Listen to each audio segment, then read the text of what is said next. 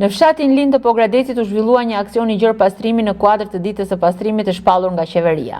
Në këtë nismë u angazhuan institucione dhe struktura të ndryshme, përfshirë prefekturën, Bashkim Pogradec, forcat armatosura, punonjës të ndërmarrjeve të shërbimeve publike, punonjës të administratës dhe nxënës të shkollës së Linit.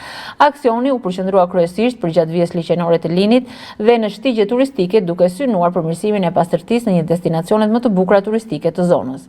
Prefektja Florida Zegullaj vlerësoi punën e deri tanishme të bërë nga kryebashkiaku Ilir Gjakolli, duke theksuar se aksionet të tilla përveç rezultateve konkrete në terren shërbejnë edhe si mesazh ndërgjegjësimi për qytetarët që mos hedhin mbetje në mënyrë të pakontrolluar. Fillon ky aksion në kuadër të angazhimeve të përbashkëta në nivel qendror dhe vendor. Jemi bërë të gjitha institucionet bashk. Ky aksion është i rëndësishëm pikërisht në këtë moment para çeljes së sezonit turistik.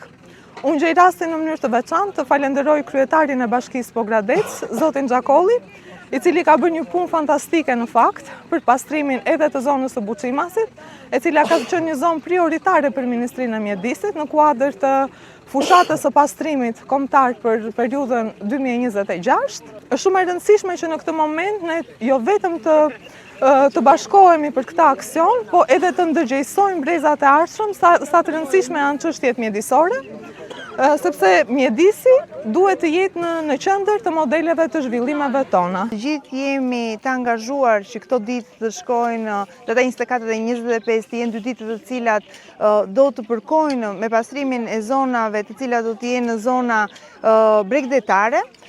Patjetër që gjatorëve mësimore, ne mësuesit, drejtuesit, në kurikull kemi vendosur edhe orë edukative për pastrimin e zonave, kështu që kjo është më së miri përfundimi vitit shkollor dhe përfundimi atyre orëve të cilat janë bërë gjatë vitit shkollor. Që nuk duhen lëmë pa përmendur edhe punonjësit të cilët çdo ditë bëjnë atë që në 2 ditë janë në nisma, por gjatë gjithë vitit është një nismë që i përkon të gjithëve bashkë. Ky aksion pritet të vijojë edhe në ditën e vazhdim, duke ushtrirë në zona të tjera dhe sitja me rëndësi turistike dhe kulturore në qark.